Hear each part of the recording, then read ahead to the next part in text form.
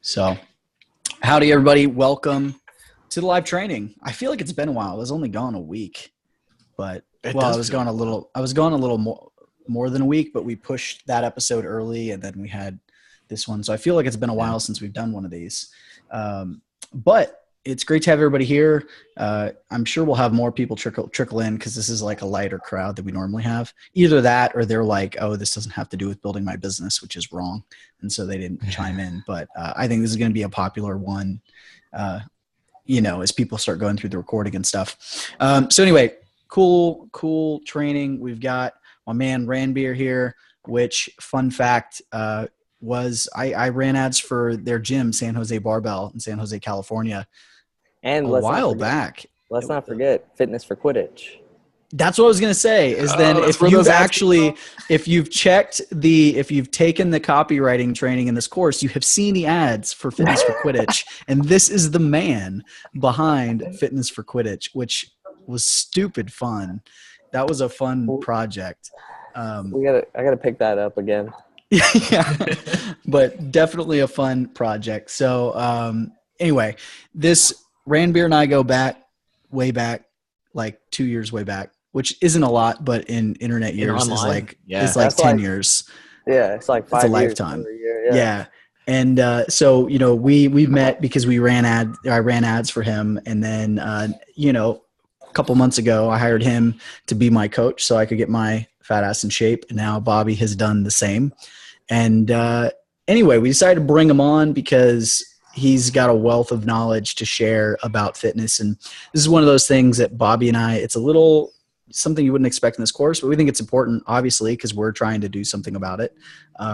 And so Ranbir is going to talk to us a little bit about, diet, workouts, stuff that you need to know to not get the blogger bod, as Bobby put it. And it makes a big deal. And I'm excited about this too, because for those of you that know this, like my first business was an online fitness business. So that's how I got into all this. I used to be in super good shape. And so a lot of the stuff he's going to be talking about, I know about and talked about for a long time. I'm glad I don't anymore. But anyway, I think it's going to be fun. So yeah, Not That Scott says, I need to lose some belly fat here. Don't we all? Is BloggerBod synonymous with dad bod? It's probably pretty damn close, if I had to guess. Bobby's got the blogger bod and I've got the dad bod. Yeah, basically probably the same thing. But man, I'm excited about this one because I think this is something I wish as an online entrepreneur that I had focused on more. And there really wasn't any reason not to. I just didn't know what to do, I guess. It was so weird because it was like you get tunnel vision with your business, and it's like you want to grow, you want to build. And Ranbir said it before we started recording, like the first thing you stop thinking about is like your health. And so easy to just like all this, and it happens slow too. That's the crazy thing. And for me, it happened over a period of 3 years where it was like, I never thought I ate crappy. And then like, it was like you wake up one day and you're like, holy, I eat terribly. Like I thought I ate better and I eat terribly. And like, oh man, I'm like, I'm 10 or 15 pounds more than I've ever been in my life. And that's just the nature of the online business thing. You're sitting a lot. So anyways, this is something that's important to me. So yeah. And at least it snuck up on you. I almost made like a conscious decision to not focus on anything but my business. Like it was like, I'm working, I'm with the family, and that was it. And so I gave up hobbies. I stopped working out. And when I stop working out, I tend to stop eating well. And then it just kind of happened. So now it's one of those things we're both trying to get healthy. Like, I just started the guitar lessons. I'm trying to have a hobby again, and Bobby and I are big believers in mentors and coaches and those sorts of things. I've hired coaches in fitness, just hired somebody to teach me guitar. I've hired somebody to teach me how to build an agency, Facebook ads, everything under the sun. So anyway, Ranbir is going to talk to us today about some fast, effective workouts, kind of basics of nutrition. So you're not like freaking out about like, if I eat this, is it going to make me fat? Just, so you know what is what and like what's real. And then just how important it is to look and feel good and have good, healthy habits as an entrepreneur. Cause it's super, super important, even though we've not done a great job of doing that. And then just getting rid of, as like what I'm dealing with, getting rid of aches and pains in 5 minutes a day. So that's what's up. That's what's going on. Hey, Ranbir, can you tell, because I actually don't know this, can you tell me a little bit about your story and like how you got into what you're doing now and what you do now? 100%. Real quick backstory. I played basketball my whole life. Played in from that's like why you can dunk. Okay. All right. age 6. How tall are you, dude? I'm 5'11". Oh, so okay. He gets up above the rim though. Like he's he's got like are you 5'9", Bobby? Probably 5'10". Okay. When we hung out last, we were like close in height. Yeah. And, I'm sure whatever. And if I tried to dunk with a trampoline, I would be like one of those people in the movies that totally misses the net and face plants. And then this fool has got 2 inches on me. He's like hooking his arm on the rim. Well, hey, I've never been more ashamed in my life. I will say this. I used to say like, my body's built to be an engineer. So, I was just like super stubborn. And that was part of the reason actually, like that I got more and more into, and I did no strength and conditioning when I was actually played in high school, played in college. And so I did everything incorrectly, was super weak. And then that had like every year I would have some different injury. And then the thing about the dunking, it was like I was so frail, and I was able to play because I could shoot.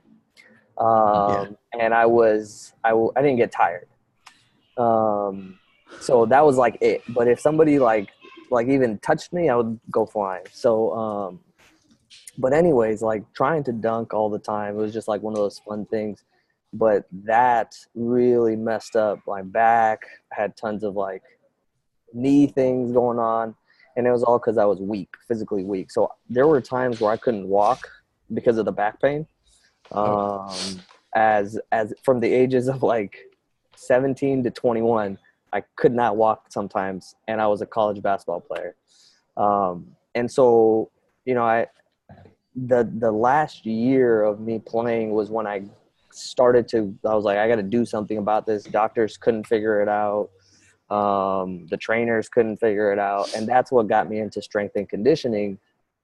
And that was like, the starting point of me, like within like 6 months of starting to lift, my back pain was gone. And I've gone from back pain like that to like I've deadlifted 500 pounds. I'm fairly strong guy now. I weigh about the same, Yeah. So that's kind of my background. And then as a kid, I just wanted to be jacked as fuck. Like that was the goal. That's it.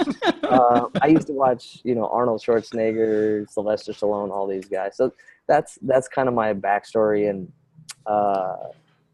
I just started to go super deep into it. And then people started to ask me about it. And then eventually me and my buddy, we used to lift all the time. We're like, why don't we just open our own gym? And 6 years later, here we are. So that's it. And it just feels really good to the feeling of being strong and I know I could do pretty much anything you could want to do physically. I could go do that right now. It feels really, really good. And I know what it's like to be in so much pain where you can't even walk. So I want to, that's what got me to open the gym, is just, I want to share that.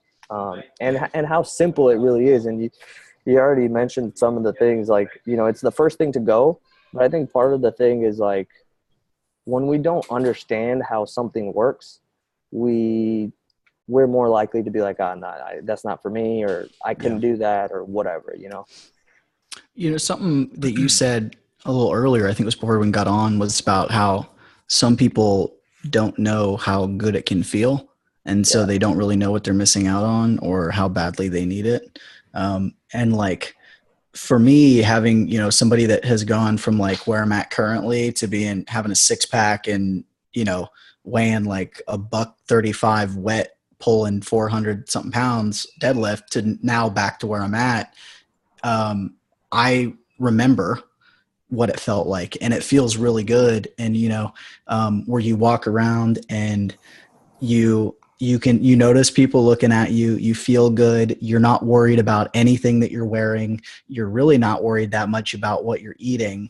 And then just like the feeling you get from being strong, like just being able to pick up heavy things and throw them around, is big. And it really does, like, it boosts your confidence. It makes you feel good. And one of the biggest things I remember, because I was just getting into being an entrepreneur when I was in my best shape, was I felt like if a little dude weighing nothing could lift that much weight off the floor or press, twice my body weight or my body weight overhead or whatever it was, I think it was my body weight. Like, okay, if I can do that, then I can literally do whatever the hell I want. And that was the mindset I had when I went into business. Is I was like, okay, I can do this. Like, I'm just going to crush everybody. And I've always kind of had that mindset, and that came from weightlifting. 100%. That's, one of the things that, that I like to kind of talk about with health and fitness is like, taking pride. I know pride and is kind of got like this negative connotation. Usually like, oh, it's your ego's right. Too big or whatever. But, I think about that a lot, and I'm like, if you never begin to take pride in yourself and how you look and, how you dress or what you are capable of physically, you're never going to make that change. And so, it's, I think it's a really interesting thing that, for somebody who has not experienced it, how do you get there? And it, just like you were talking about, it affects everything. So, and it could start with anything. Like somebody who's normally messy, maybe they start cleaning their room and they have a little sense of pride. Now that spills over to, maybe they're going to take a little bit more pride in how they do their work. They're going to take a little bit more pride in, what their car looks like or how they take care of their stuff.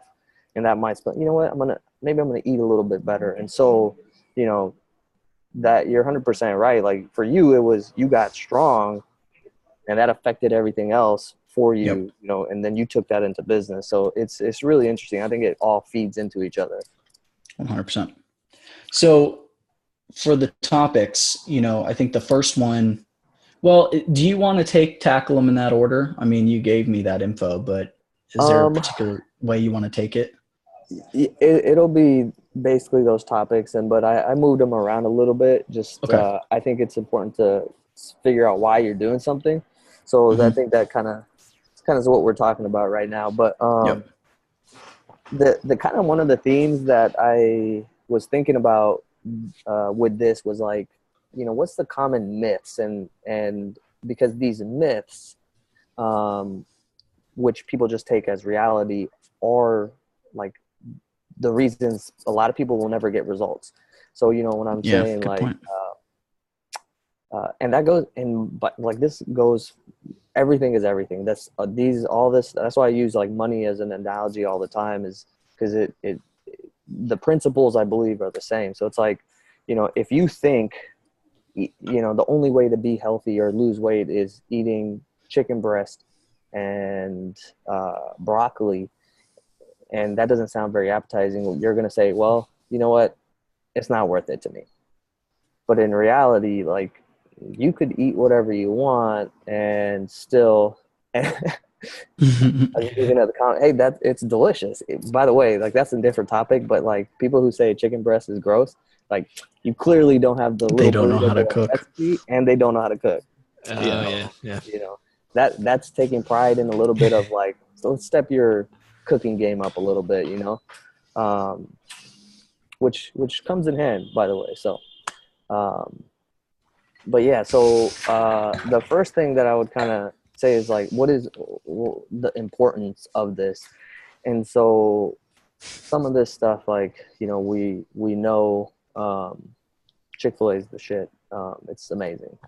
But the first one is like what we've already covered. It's like, it impacts everything. It's going to impact your relationship. It's going to impact how you communicate to, your spouse. It's going to impact how you communicate to, random people that you meet, customers, clients.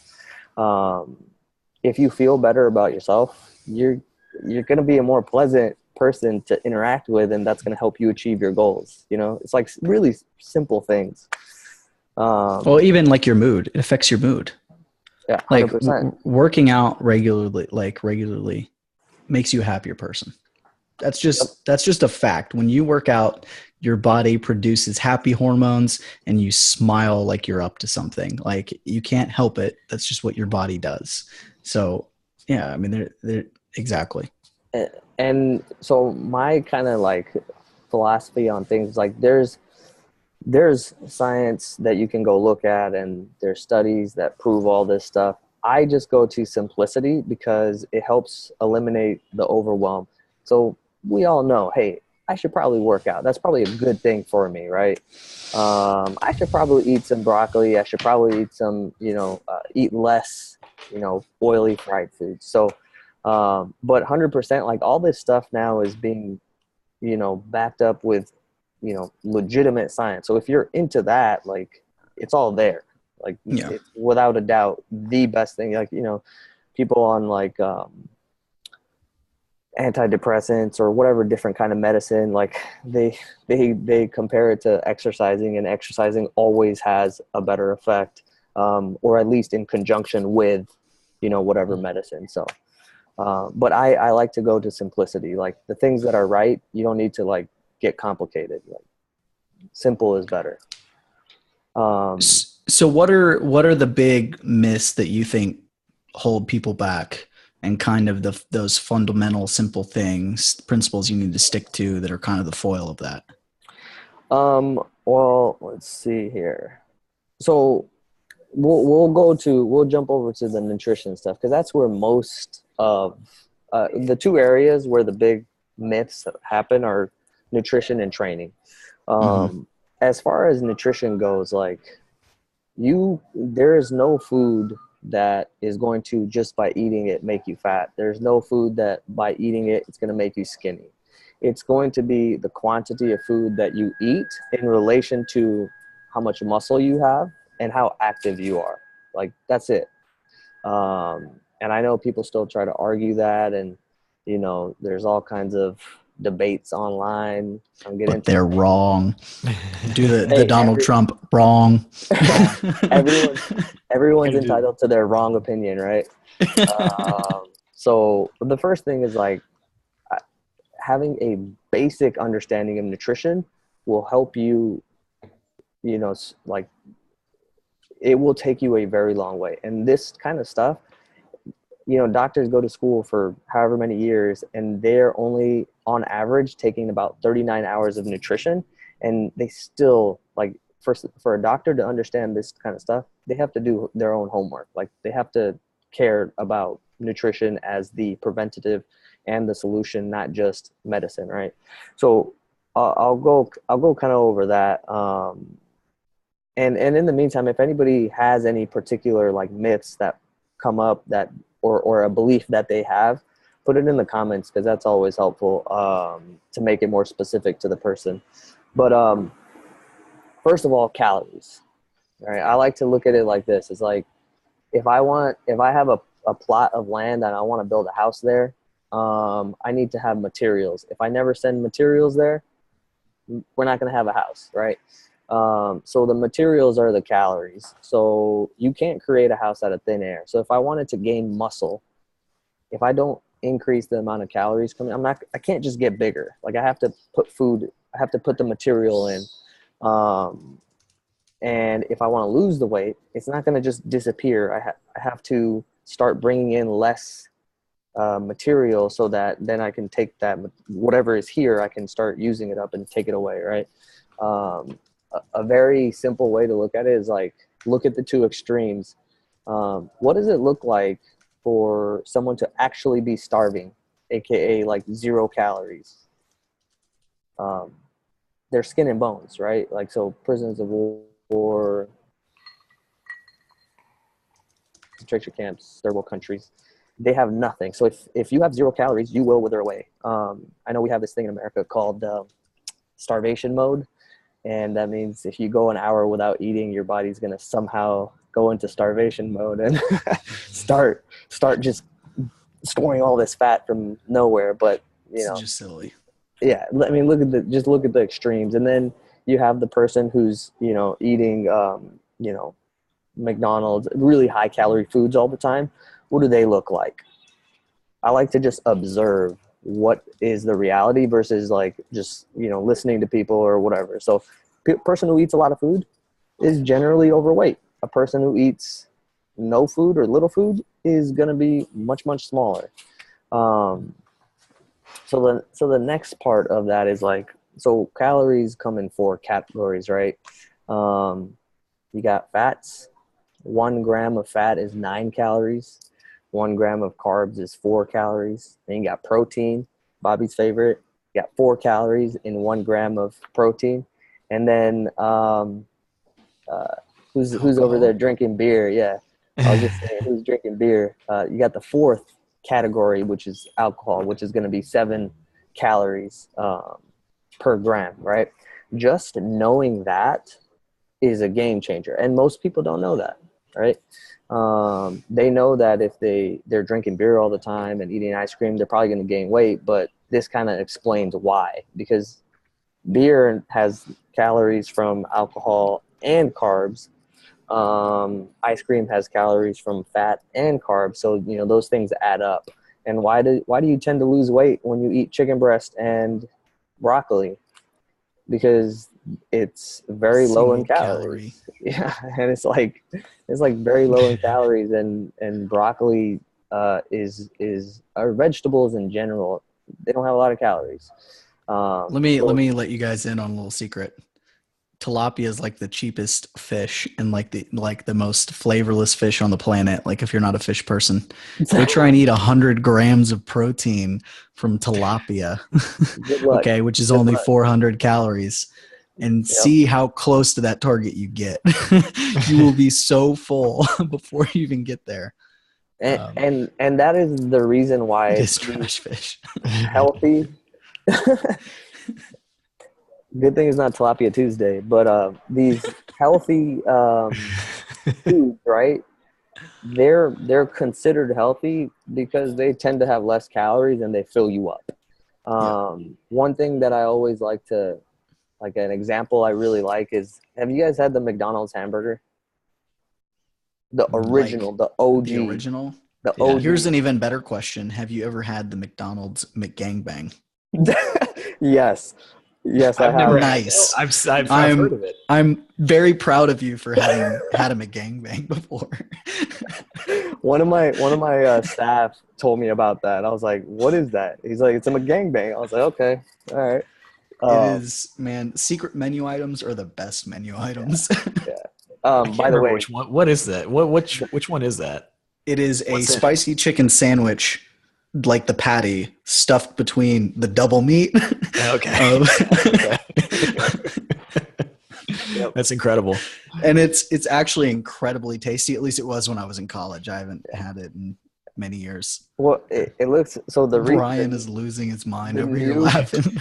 The new McGangbang is a little bit updated. So the one that the coach told me about was it's 2 grilled chicken patties that they sell with the 2 hamburger patties. So it's grilled chicken, hamburgers, grilled chicken, then the bun. So that's the current meat, day. Spicy fried chicken, meat. If you're gonna have a McGangbang, you got to make it hot. That's the Texas version. I guess so. But yeah. So the original hamburger, right? It's like that big. It's like that thick, and it has 250 calories. This is about a pound of chicken, right? And a pound of chicken will run you about 400 calories. So how often are you eating a pound of chicken and not feeling full? It's not happening, right? And so the good thing about these healthy foods is that they're going to take up more space in your stomach. You're going to feel more full, but they also tend to have more vitamins and minerals as well. So, which if you want your stuff to work correctly, you're gonna need some vitamins and minerals. Like, this is just a complicated chemistry, You mean experiment. I can't just live on wine, Red Bull, and water? Hey, you can try. It's a If you worthy. believe, we talked about that before. If you believe that it's got protein and carbs and all this stuff in it, or protein, then it's got protein. We can find funding for that study. Yeah. I will say, I will jump in just because I've been doing the diet thing for about 3 weeks, and like you just upped my protein to, I don't know, 170 grams or whatever. It's been surprising for me as somebody that's never really dieted.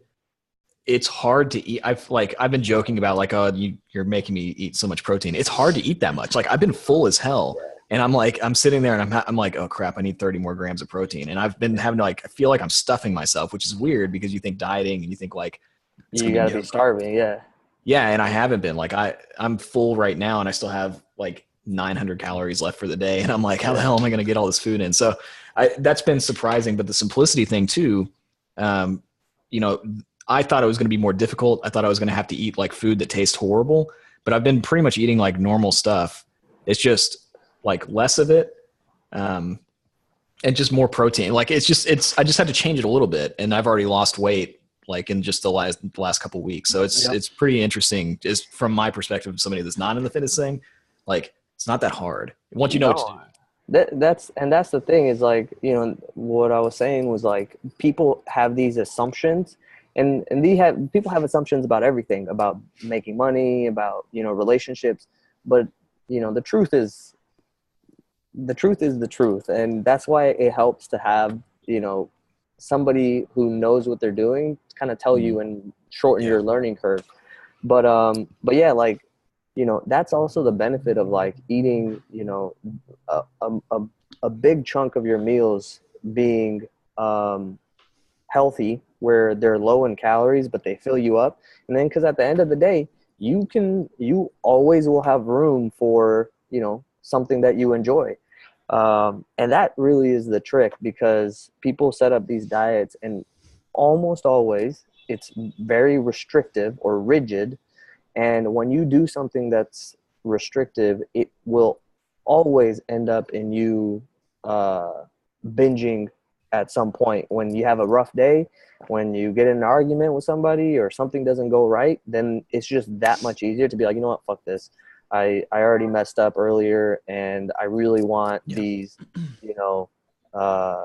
whatever it is, your food of choice that you think that you can't eat, right? So when you do it this way, is like, I don't know, like whatever you enjoy, you can have it every day, and you should have it every day.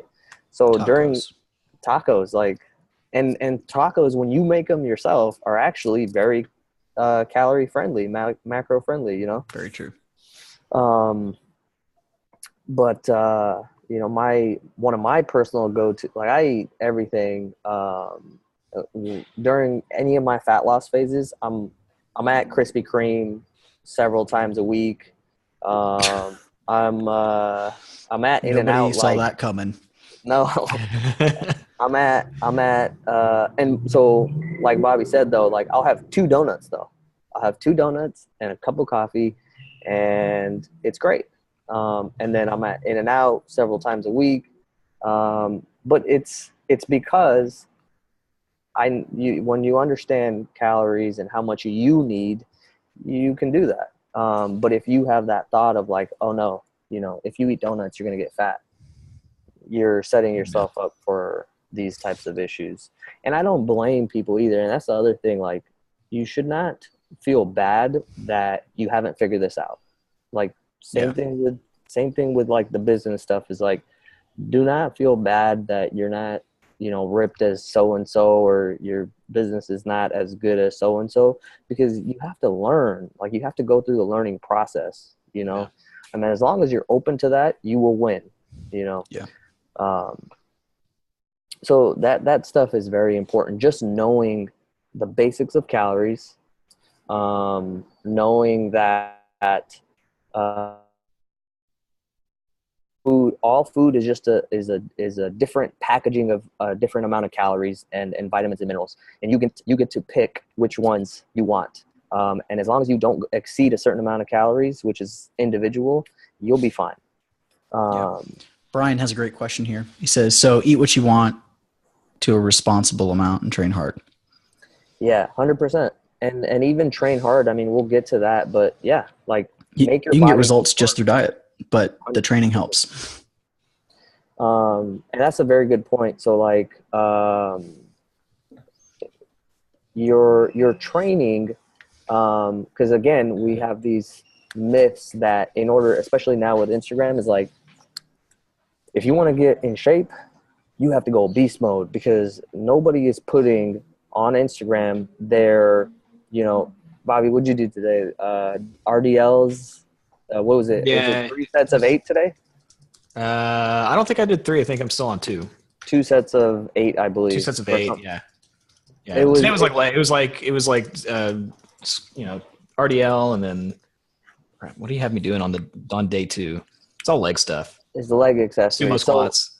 Yeah, and so nobody is posting that on Instagram. So instead, what you see is like, who's that? Crazy. There's so many crazy people. All you see is crazy shit, and so you think, I need to do crazy shit if I want to get in shape. But in reality, not only is that is not going to work, but it will eventually set you up for injury, and then you won't be able to train. And then then you get into the psychological side of like, shit, like I'm gonna get fat, I'm in pain, and then you just eat random shit. So there's just like a downward spiral. So even the spiral I got into, seriously, like still dealing with that. Like, and by the way, even knowing it, it can still affect you. Like, know this. 100%. Yeah. I know what's going on. I know the decisions I'm making, but you still fall into it. It's not, it doesn't get easier. The consistency is what makes it easier. So, it's not about, like, it's with the crazy workout thing. It's not about doing the crazy workout. It's about just showing up and doing something and building on that. And the other thing, like, just to go to what Brian said about eat what you want in a reasonable amount, track your shit. Right? Like, get your phone out, get MyFitnessPal, and put every single thing you eat and drink in there for a while, because you might think that eating a reasonable amount that you're doing well, but you might still be over. So a lot of people are like, I'm cutting all this crap out. I'm eating healthy. I'm doing well. Why did I gain weight, or why am I not losing weight? And it's because they don't realize what they're eating. And I think that's been something, Bobby, like you mentioned, is you were like, I didn't realize how many calories I was eating. Like, I thought I was eating reasonably well. Yeah. Like, I don't eat, Coral and I don't really eat fried food. Like, we don't eat fast food a whole lot. And I thought, like, just because I was avoiding, French fries and that kind of stuff, like, I thought, I was like, well, I'm eating pretty good. I'm just not exercising enough. So when I go to the gym, I just run or something, because I thought that was what I needed to do. And then I started tracking, and I was like, man, I'm just like, I was eating so much more. It doesn't matter like what I was eating. I was just eating so much more than I thought I was. So, or the foods that you're eating have a lot more calories in them than you realize. Like, you might like, it's kind of like what Ranbir mentioned. You might not realize that, there's, you can eat a giant ass potato and it has barely any calories compared to other things. Or you can eat a big old piece of chicken breast and be totally stuffed. But then if you go eat, I don't know, some other thing, like, it's just going to be like the same amount of calories for barely anything. Yeah. And so it's learning what foods make you full and are lower calorie. And then as you get going, it's about realizing, like, okay, making choices between this tastes really good, or this is a treat and I want this, and this is filling, and finding that balance to where you can do like Ranbir said and be like, I'm going to eat this really filling thing, and then I'm going to have an appropriate portion of ice cream and still get results. And one thing that also kind of adds to the awareness of this is 1 pound of fat consists a certain amount of calories, and that's 3,500 calories. So if you know that, right, by the way, like, calories, how many calories a person needs is based on how big they are. So a shorter person is going to need less calories. That's just physics. Like Shaquille O'Neal, he's going to need, 6,000 calories just to maintain, even if he didn't play. So like, if you remember Michael Phelps' diet when he was swimming was like 10,000 calories a day. And a daily part of his diet was like, quote unquote junk food, because it just has more calories and it's easier to put all that food in. Right. But my point with that is most people will be eating somewhere between, 1,200 and 2,500 calories. That's almost everybody, because most people are within a certain height, right? And now if you and a certain activity level. And a certain activity level. Yeah. So, obviously you have your extremes, like a very, very short person is going to have a harder time being leaner because he's not going to have his requirement is not going to be as high, right? Just on physics. So when you know that 1 pound of fat needs 3,500 calories to build on your body, and your requirement is about 2,000, right? I'm just making up a number. Let's say this person, he needs 2,000 calories per day to weigh 170 pounds. If he starts to eat 3,000 calories daily, how long before he gains a pound of fat? Roughly 3 days, right? 3 to 4 days, he will gain a pound of fat. Because it's 500 a day is a pound in a week. And so if he's eating 100 a day, I'm sorry, if he's eating 1,000 and an extra a day, it's in 3 to 4 days. Yeah. Just helping people with the math there. Perfect. And that's really as complicated as it needs to be. And now when you understand that and you think about shit, you can easily put away, 2,000 calories if you go out. I went to the counter the other day, and even making a relatively healthy choice, like it's a burger place. They have like grilled chicken breasts and whatnot. But I wanted to eat the fries, so we got the large fries. I knew my calories for that meal, and it was right there. It was like 1,500, 1,600 calories, and I made good decisions. So normally a person will get a milkshake, large fries for themselves, and a burger. So you're easily putting away 2,500, 3,000 calories in one meal, and for damn sure you're going to eat again in the day, So now you can see why most people are fluffier than, than they would like, or is healthy, because we just eat way too much. So I just want to touch on the training thing.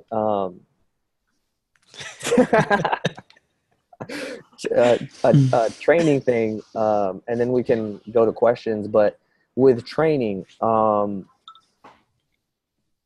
here's the things that you want to think about.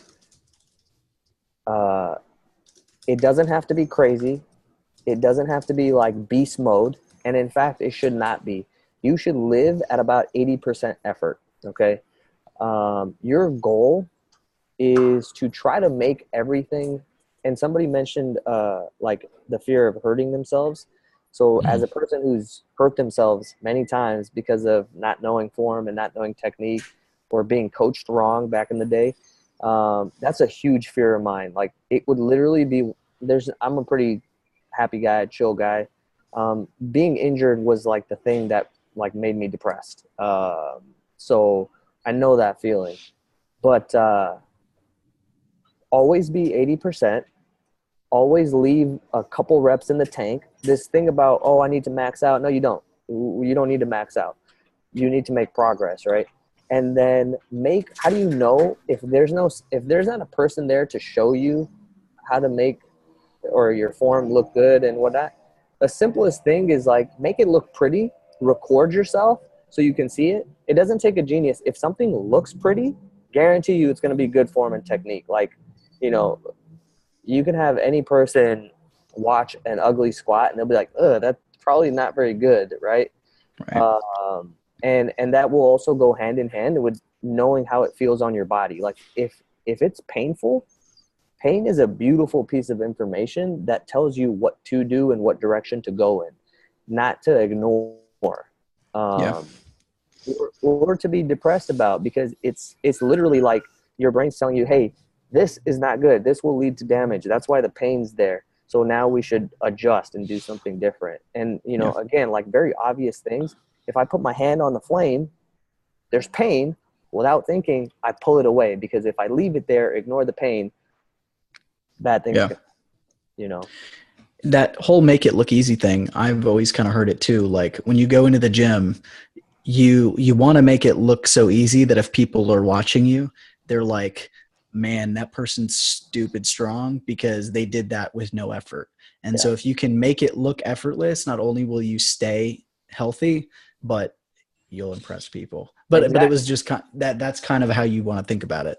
100%. And we have a little saying, you might be familiar. It's called sprezzatura. It's an Italian word for making hard things look easy. And that's the goal. Like, your goal is not to make hard things look hard. Like, you know, when I do my heavy attempt, which could be on any given day, 450 to 500, it should look exactly the same as my 135 pound warm up. Right. That means that tells you you're doing it right. You know, I have a whole thing written out, so I'll actually share that with you guys. Just because there's a couple more things, but I want to get to the questions. Cool. That people have. Yeah. You want me to go through them? I've got a couple from up here. So first one, Javi says, I've heard that some people say 6-packs are genetic and others say that anyone can get a 6-pack. So what's true? What's myth? Anybody, if you really want, first of all, like a 6-pack doesn't matter. That doesn't mean anything. There's a lot of shitty people with 6-packs. But if you want one, that's really funny. Never heard that. If you want one, you can get one. It's just like, is it worth it to you to do that extra work, right? So it's diminishing returns, like, and I think you guys were talking about it on one of the podcasts. Is like, beyond a certain amount of money, it's like it doesn't change things very much. I think maybe Bobby, you were talking about that. I don't know. I sure as hell want to find out. And, that's the thing. I think, this is my opinion, I think everybody should try to get a 6-pack because it feels fucking amazing. But then, and here's the kind of secret, at least my feeling was, like, then you go, okay, this was cool, but it's not worth it. Let's go have a tiny layer of fluff, right? Yeah. So, and the other thing too, just because you have a 6-pack doesn't mean you're strong. It just means that you cut your calories for long enough, consistently enough. You can be weak as fuck and still have a 6-pack. Yeah. Because it's just about body fat. It's 100%. And so for Javi, like, that's exactly it. Everybody has, what is a 6-pack? What is muscle definition? It just means that the fat covering, everybody has muscles. Otherwise, you wouldn't be able to move. It just means that you have decreased the fat layer enough so you can see it, which is also why it's important to build muscle. You know, muscle is important for health and longevity. All of the 3 biggest indicators of longevity, like health in old age and decreased mortality, have to do with strength, and that's all muscle, right? But the more muscle you have, you can get away with, you know, having more body fat and still look pretty damn good. So that's another benefit of having muscle. But yeah, anybody can get a 6-pack. I would say, is it worth it to you to make those changes with your lifestyle, and will that add the value that you're looking for? Maybe it's just being pain-free. I don't know. That's for you to decide. But yeah, anybody can have it. Eating too much food is not genetic. Boom. That was a nug right there. That should go on your Instagram. Yeah, eating too much food is not genetic. That's awesome. Brian wants to know if he goes to a drive-through and asks for McGangbang, if they'll know what it is. I would say be careful which drive-through you're going through. I would say McDonald's you're it at. depends. I've had, it's fun to see people's reactions. Actually, I had one lady that was like, "Hun, you need to get out of here and not talk like that." One time. So, in a college town, probably. Outside of a college town, probably not. Maybe you could educate though. Maybe you could like order the individual parts and ask them to put it together, and then when they hand And it to then you, tell them what it's then you say called. like, "Oh, thanks for the McGangbang." You know, like you maybe that's the way you go about it if you're worried about it. I think. Yeah. Yeah. Okay. Let's see. So Brian then asks a more serious question. I thought that was a serious question, that last one. Let's be real. Yeah, of course. So he's asking, does that mean you should do lightweight with high reps? Since you were saying take it to 80%. That's a really good question. So the way you want to judge your training is you want to make progress in your strength. So does that mean starting off with lighter weight at the beginning and having more reps? Yeah, but if you stay at the same weights and you don't increase or you don't make progress, your body won't change. Your body. So here's the very important thing: is like your body doesn't care what you want to look like. All it does is it adapts to the stimuluses that you give it, right? Why does a couch potato look like a couch potato? Because you gave it the stimulus of a couch potato's life. Why does a sprinter look the way a sprinter does, or a bodybuilder, or somebody who lifts weights? It's because they're giving stimulus to the body where the body says, oh, we need to lay down muscle because this stress came in, and so this is our response. Like, it's very like simple stuff. So I'll give you, there's 4 main things that will cause your body to change in terms of building muscle. But I'll give you the one that most people miss out on. And it's actually the most important, and it's volume. And volume in this context refers to the total pounds that you lift. All right. So that means if you press 10 pounds 10 times, you just did 100 pounds of volume. And then, so it doesn't really matter so much where you start off, as long as, hey, in your first month, maybe you're just doing 100 pounds of pressing per workout. And that comes out to, I don't know, let's say 5,000 pounds at the end of the month. If you stay at 5,000 pounds, you will never get stronger. Your body will never change. But if you are slowly adding weight, adding reps, adding sets, which is increasing the volume, right? Your body will change. All right. If that kind of makes sense, but that is your number one dial to get your body to change. I will say, like, if you're like, oh, okay, volume, now I'm just going to go and do, 20,000 pounds of volume every day, but you've never worked out in your life, your structures are not ready for that. And so you're going to be in a world of pain. You have to build wherever you are, just start increasing that. And that's where tracking and having a program comes in handy, because a lot of those programs, any program has that built in. So why do sets increase, reps increase, the weight increases? Because you're increasing the volume. Something that I always used to tell people when I was teaching people how to do this, my recommendation was early on, start with lighter weights and move the weights more. That way you can practice, you can learn good form, you can grease the grooves, you can create muscle memory and create volume that way. As you start to get more comfortable with it and you start to increase the weight, heavier weights but lower reps is a great way to really build strength and to build mental strength, to build grip strength, to learn what you're capable of. And it's a confidence thing. I know one of my favorite things in the world was doing 5 sets of 3 reps, and that's a pretty heavy thing.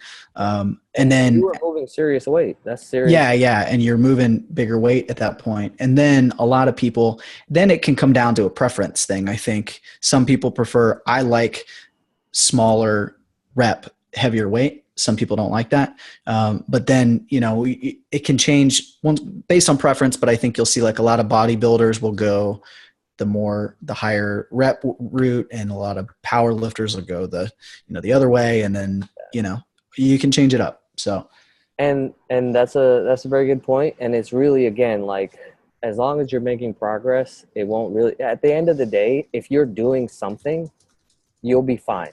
You will probably make progress. Something is better than nothing. And when you're, so strength is a skill. Strength is way more about skill than anything else. And so when you're beginning, definitely use lighter weight and more reps, just for the fact of you're getting more reps in. If I'm trying to get better at free throws, I want to get a lot of good reps in, and I just want to practice the same thing. Strength is the same. And you can practice more if you have lighter weights. Yeah. So there's some more questions here. I know you've got to really get out of here. So these are you cool with 2 questions? We can, I have 10 minutes. Okay. So let's knock out these 2 questions. And then guys, if you have further questions, we'll put up a thread or something. I'm sure. Is that cool with you? We can put up a thread that they can ask questions later. Okay, cool. Yeah. So the first is machines versus free weights. Is one better than the other? You know, it's going to depend on like the situation, but free weights are going to generally be better because they're going to require your body to do the work, in terms of not stabilizing the weight. Stabilizing the weight. And so if you want to prevent aches and pain, I mean, we didn't even get into that, the aches and pains and injuries that people run into, you want all the small muscles that you can't see that do all the stabilizing and, you know, all the detail work of all the movement.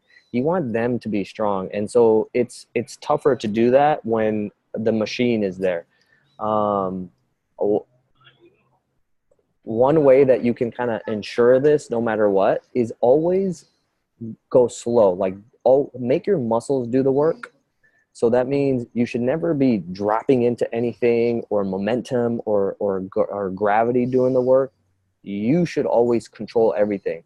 So that's a pretty foolproof way of number one, like preventing aches, pains, and injuries, but also like if you're letting gravity do all the work, why would the muscle grow or get stronger?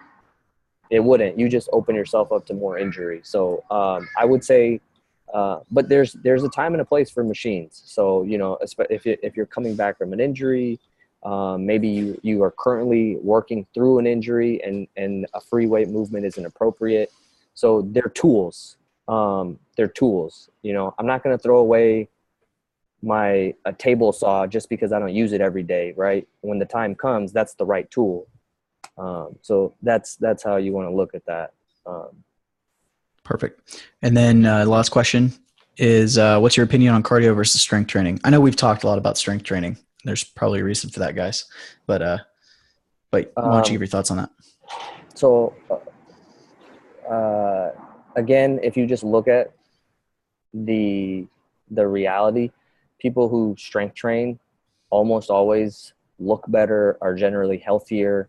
And then most of the people who are just doing cardio, they're perpetually like injured, on and off.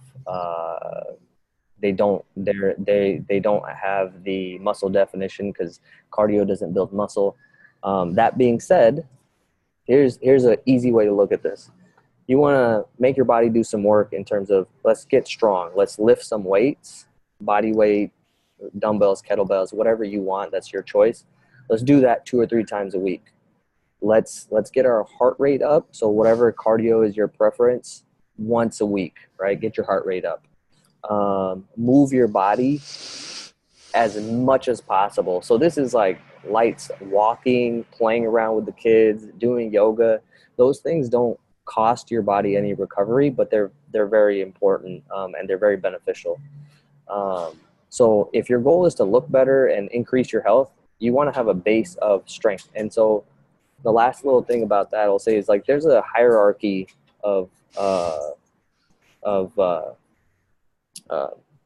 what you want to focus on first. And at the bottom of that is being able to move well. So that's your mobility and stability.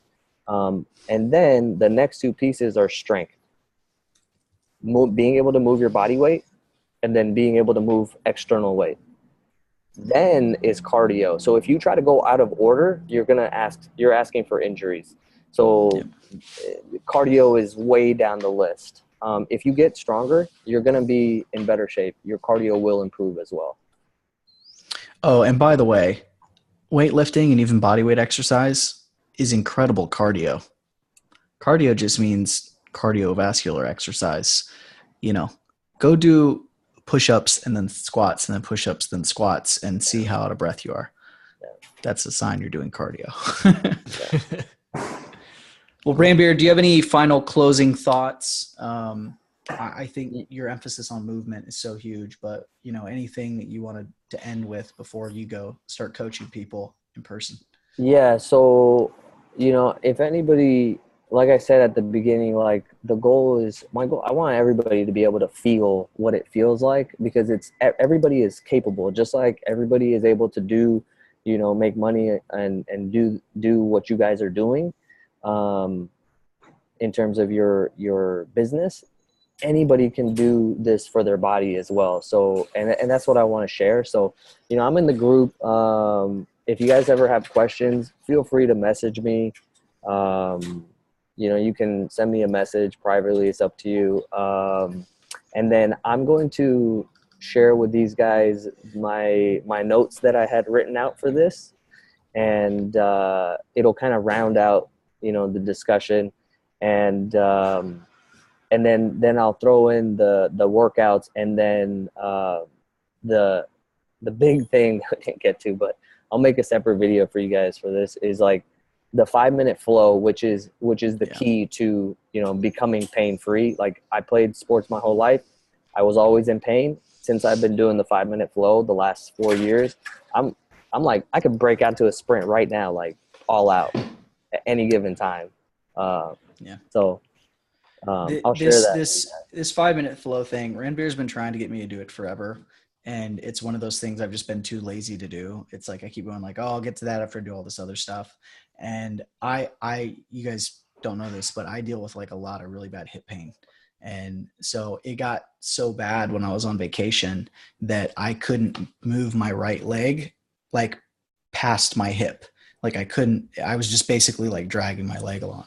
And so I finally started doing it, and it's helped so much. Like my sleep, sitting down, you know, like it makes a big deal. Even if don't have pain, like just being able to move and feel more comfortable, it's a big deal. So definitely going to be something valuable. In a lot of this stuff, don't do what I've been doing. Like, go do it. Execute. Execute. Yeah. Be like Bobby. Be one of the top tier students like Bobby is for Ranbir, not one of the bottom of the barrel students like I've been for Ranbir. Hey, and one last thing. I put together like 3 months of like strength training, very simple, easy to do. And I know, Bobby, you had mentioned the cause that you wanted to donate to was muscular dystrophy. Mm-hmm. So I don't know if you have a charity or an organization. What I wanted to suggest, it's totally up to you guys, is like, if you donate $10 or whatever you want to that cause, like I'll send you that 3 months of the program for free. Just, you know, so you have some direction, because I know there's a lot of vague stuff, but it really helps to have like a program in front of you. So I think that's awesome. Cool, man. Yeah, that sounds great. Awesome, guys. Well, perfect. I got to get out of here. It was amazing. I will make people strong. Let's get Thank you so much, Ranbir. Appreciate it. Thanks, man. Later.